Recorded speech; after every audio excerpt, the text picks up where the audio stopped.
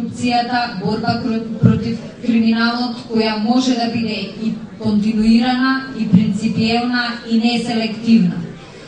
Денес, овде во Куманово, можам да ви ветам дека ваквата борба ќе продолжи не само со истото темпо, туку ќе продолжи и со посилно темпо, се додека и последниот оној кој има дилема ќе разбере дека криминалот е неисплатлива работа и секој отпор против институциите е залуден. Законите мора да се почитуваат затоа што Македонија е држава во која владее правото и држава во која владее правдата.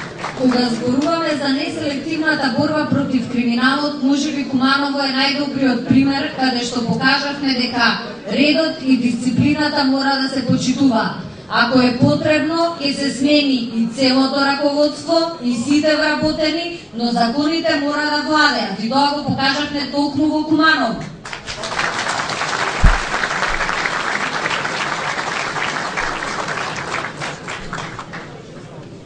Она што е наша секојдневна работа, ќе се обидам да го илустрирам низ извештаите, низ фактите, низ бројките, затоа што тие се немилосрдни и секогаш ја зборуваат вистината. Во најважните области кои ги покрива Министерството за внатрешни работи, јас ќе се повикам на неколку најрелевантни извештаи во светот. Кога станува збор за борбата против трговија со луѓе и легална миграција, ќе се повикам на извештајот на Американскиот Стейт Департмент. Според овој извештај, Македонија припаѓа на земјите кои имаат најдобар капацитет да се борат против така нареченото робство на модерното време. Се разбира, сето ова немаше да биде можно доколку не им дадовме поддршка на оние кои работат на терен, кои се најдиректно изложени на предизвиците на оваа професија и оние кои се најодговорни за резултатите кои ги постигнува Министерството за внатрешни работи и воопшто за она што значи промоција на владење на правната држава. Инвестиравме многу во човечките ресурси, инвестиравме многу во опрема за полицијата. На нашите политички противници тоа не им се допадна, затоа што тоа практично значеше крај на сите нерегуларности што во времето кога тие беа на власт се случуваа во Македонија. И повторно, од овде од Куманово можам да ви ветам дека додека ВМРО ДПМН е на власт, додека јас сум министер за внатрешни работи, ќе продолжиме со инвестиции во опремата за Министерството за внатрешни работи, личната опрема и сето она што значи унапредување на условите и во крајна линија подобра ефикасност на полицијата. Добро вечер на сите. Во интерес на времето јас ќе бидам многу краток и ќе се навратам на два проекти кои ги реализира Владата на Република Македонија преку Министерството за транспорт и врски, а се во интерес на граѓаните на Куманово. Првиот проект е проект за изградба на 1700 станови. Се разбира во консултации со пратениците од Куманово, одлучивме 60 станови да се градат во општина Куманово и ќе бидат во рамките на сегашната касарна.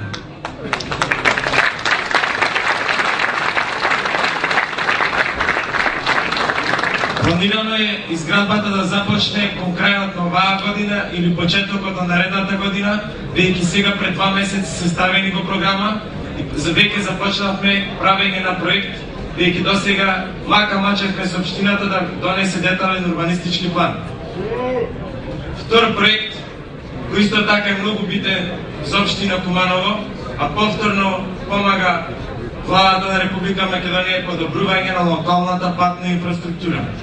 Владата на Република Македонија за општина Куманово обезбеди 1 милион евра, значи цели 1 милион евра за подобрување на локалната патна инфраструктура. Сака ви кажам кои патишта ќе се градат и со која динамика. Значи прв приоритет е патниот правец Куманово до село Пчиња. Тој е околу 13 километри.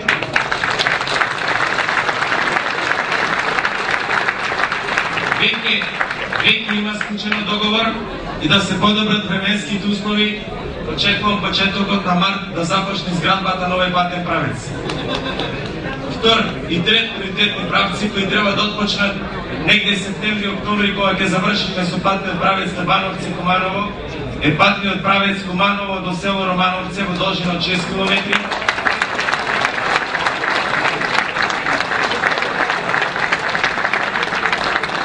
И уште еден патен правец, тоа е патниот правец од село Клечовце до село Војник во должина од 5 километри. Оваа година во делот на телекомуникациите ќе пробаме да направиме две работи. Или да воведиме четврт мобилен оператор, за уште повеќе да се намалат цените, или ќе воведиме виртуален оператор, што значи дека нема да градат нови мрежи, туку само ќе нудат поевтини картички за граѓаните. Тоа сакаме да го направиме до крајот на годината, за да можат граѓаните уште повеќе да имаат пониски цени во делот на мобилната телефонија. Благодарам.